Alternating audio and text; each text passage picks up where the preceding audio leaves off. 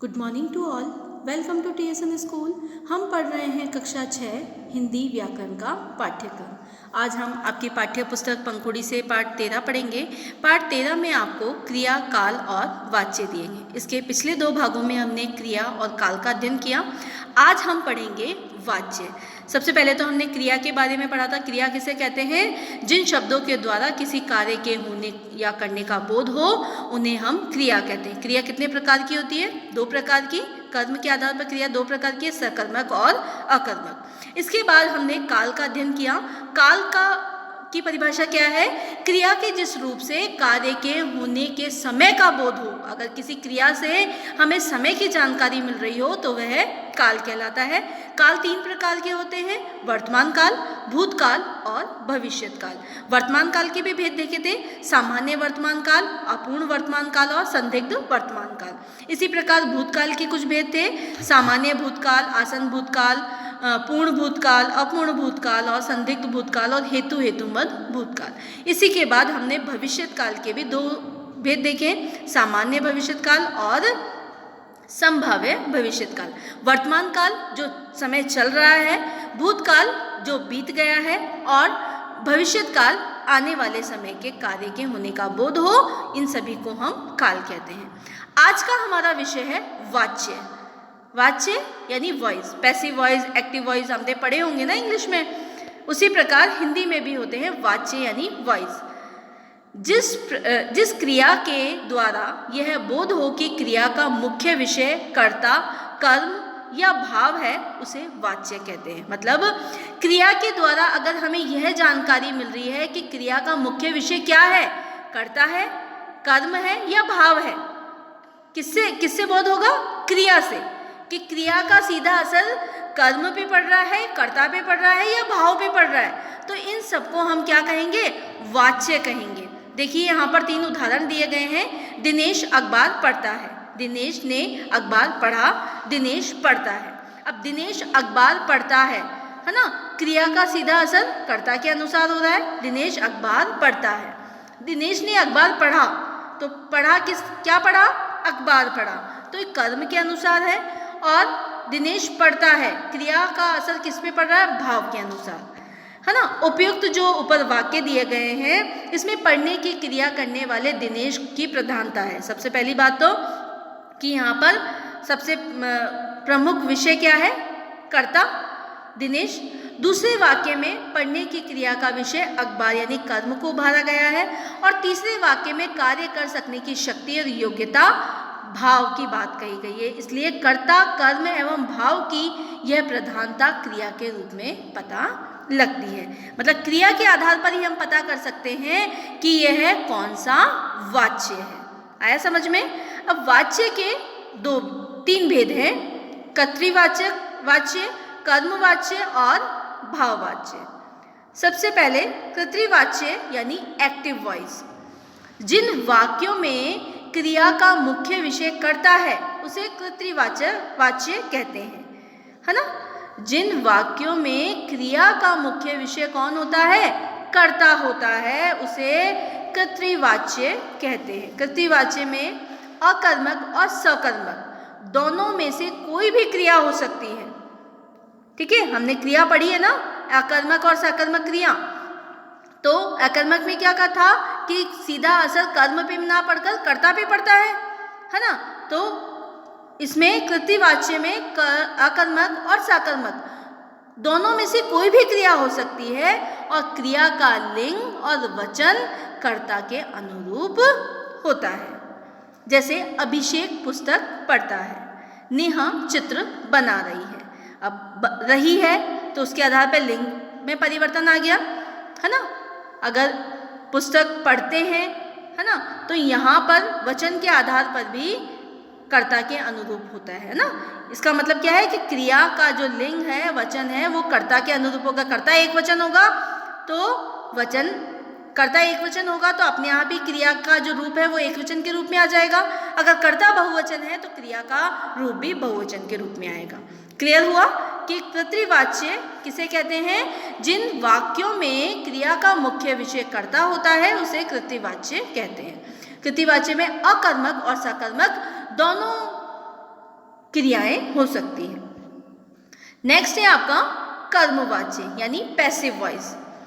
जिन वाक्यों में क्रिया का विषय कर्म होता है उसे कर्मवाच्य कहते हैं। कर्मवाच्य में सकर्मक क्रिया होती है, क्रिया लिंग वचन कर्म के अनुरूप होता है।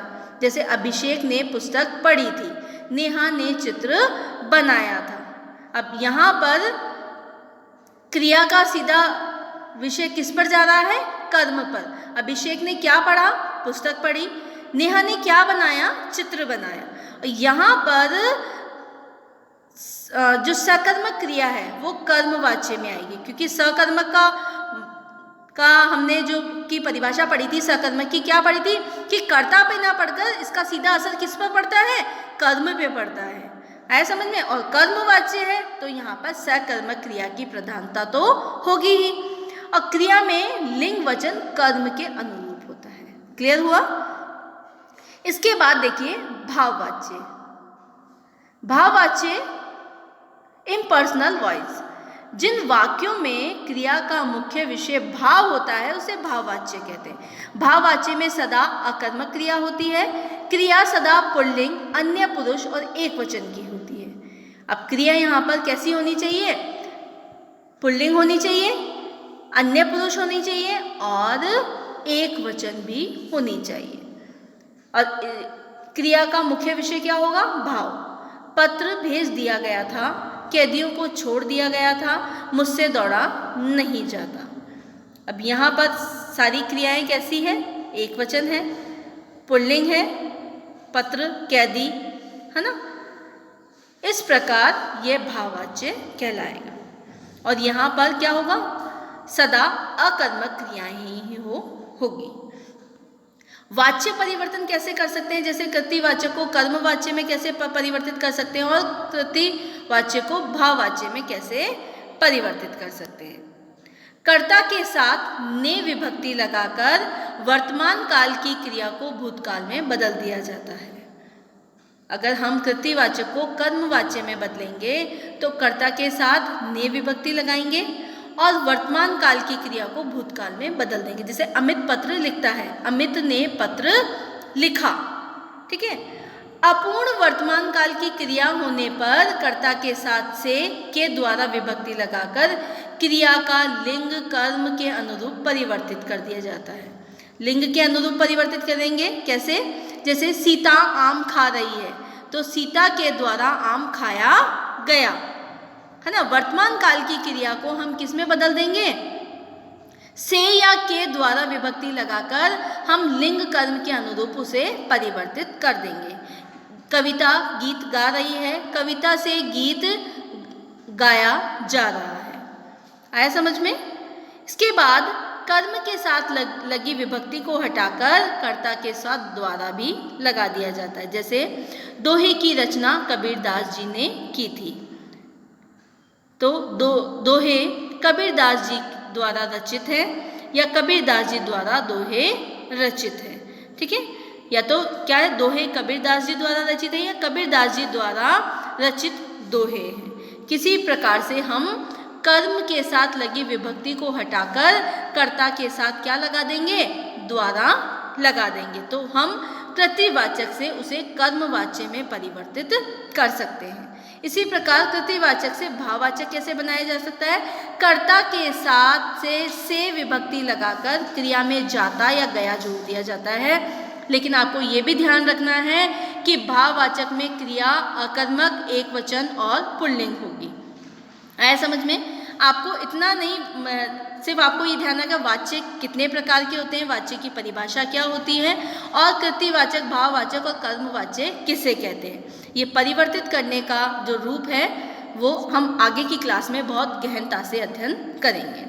कर्ता के साथ से विभक्ति लगाकर क्रिया में जाता या गया जोड़ दिया जाता है। जैसे मैं नहीं दौड़ सकता, मुझसे दौड़ा नहीं जाता। अंकित नहीं खेलता, अंकित से खेला नहीं जाता। तो जाता लगाकर हमने कृतिवाचक से भाववाचक बना दिया। लेकिन आपको ये ध्यान रखना है कि भाववाचक में हमेशा अकर्मक, एक वचन और पुल्लिंग रूप होते हैं। तो सबसे पहले तो हमने वाच्य की परिभाषा देखी कि वाच्य किसे कहते हैं? जिस क्रिया के द्वारा यह बोध हो कि क्रिया का मुख्य विषय कर्ता, कर्म या भाव है, उसे हम वाच्य कहते हैं। मुख्य विषय क्या है? या तो कर्ता, कर्म या भाव होगा तो उसे वाचक। अगर मुख्य विषय कर्ता होगा तो कर्तृवाचक, कर्म होगा तो कर्मवाचक और भाव होगा तो भाववाचक वाच्य कहलाएंगे, है ना। आया समझे कि कर्ता हुआ तो कर्तृवाच्य, कर्म हुआ तो कर्मवाच्य और भाव हुआ तो भाववाच्य कहलाते हैं। इसके तीन भेद देखे हमने वाच्य के, कर्तृवाच्य, कर्मवाच्य और भाववाच्य। ठीक है। मुख्य विषय कर्ता होता है तो कर्तृवाच्य कहलाता है, मुख्य विषय कर्म है तो कर्मवाच्य और मुख्य विषय भाव है तो भाववाच्य कहलाएगा। आया समझ में। इसके बाद देखिए इसमें जैसे कर्तृवाच्य में अकर्मक और सकर्मक दोनों क्रिया हो सकती है, जबकि कर्मवाचक में सिर्फ सकर्मक क्रिया होती है और भाववाच्य में सदा अकर्मक क्रिया होती है। मतलब कर्ता के साथ होगा तो अकर्मक सकर्मक दोनों होगी, कर्म के साथ होगा तो सकर्मक होगी और भाव के साथ होगा तो अकर्मक होगी। क्लियर हुआ? धन्यवाद।